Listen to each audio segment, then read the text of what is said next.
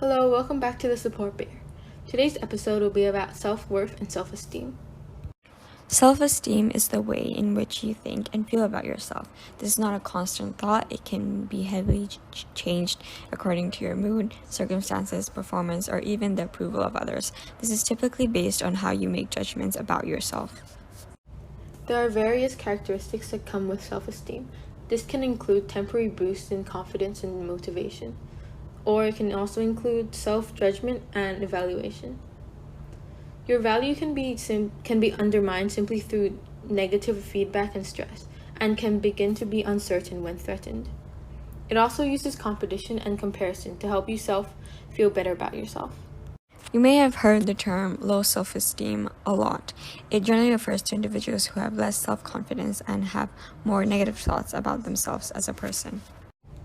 Self-worth is a form of self-esteem that stems from understanding and believing your worth as a person. Those with high self-worth are known to lead a happier, healthier life, as it can act as a protection against stress and emotional problems. There are also different characteristics in self-worth, which includes your thought and feeling about a person as a whole, the last feeling and effects of security, self-acceptance and compassion, and it can affect emotional stability and self-control, more resilient to external threats than those with self-esteem. High self-worth can provide a variety of different benefits. First, you can feel deserving of love and respect from other people. You are able to accept and love yourself as you are at this very moment without making exceptions. You are able to treat yourself with care, kindness, and respect. And you are also able to understand that flaws and mistakes do not affect what you're worth. So why do we have such low self-esteem and low self-worth? And it's because we're extremely critical of ourselves. We are very judgmental and criticize ourselves daily. For example, we criticize the way we talk or the way we walk. Just simple normal daily activities are often seen in a negative light in our minds. Many people that I know downplay our own positive qualities. We don't appreciate ourselves for our achievements. We overlook them and don't celebrate them. By this, the value of these achievements are degraded as we don't consider ourselves worthy of these achievements, or we think the achievements that we have conquered aren't valuable. We should be celebrating our achievements, even if they're really small and simple tasks. Other reasons could be we use negative words to describe ourselves, and we don't believe the person when we receive compliments about ourselves. So how can we gain this self-esteem or self-worth? First, we have to identify the positive aspects about yourself.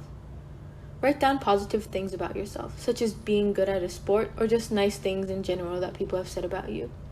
So then when you start to feel low, you can look back at these things and remind yourself that there's plenty of good about you and you are definitely worth.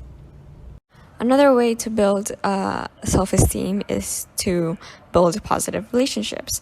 Building relationships with people who make you feel good about yourself and you need to avoid the relationships that drag you down. You will probably find that there are certain people and certain relationships that make you feel better than others.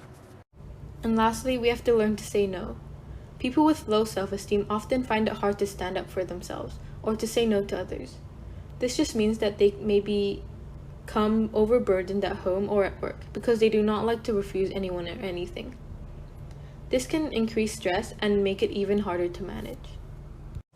Our first anonymous message for this episode is, when my counselor told me to start noting down things I liked about myself every day, I started crying and I didn't know why, because it was advice I would heard before. Even if I've never followed it, it was a pretty weird thing to be sad about. And when I went home and realized it was because she said it so naturally, like I deserve that, and like I deserve to like anything about myself, because somehow I didn't believe I did.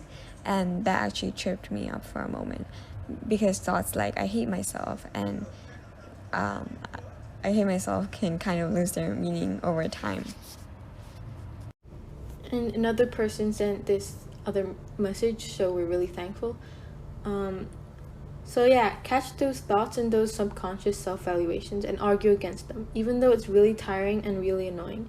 You don't have to be immediately like, I accept everything about myself, I love who I am, because that's obviously going to be a lie. Start with maybe I'm not that terrible. Some people seem to like me, and maybe they're not completely wrong. Or, okay, I wouldn't say that to anyone else, so that might be a bit harsh. Or, hey, I look a little nice, and maybe I don't actually deserve to hate myself. Start with the bridge statements and the maybes, and maybe it will be easier to accept.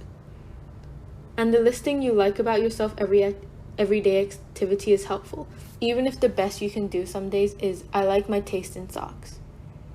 So that was a really nice message, and I completely agree with this. Thank you for the messages. Thank you so much for listening to this week's episode. We'll see you next time.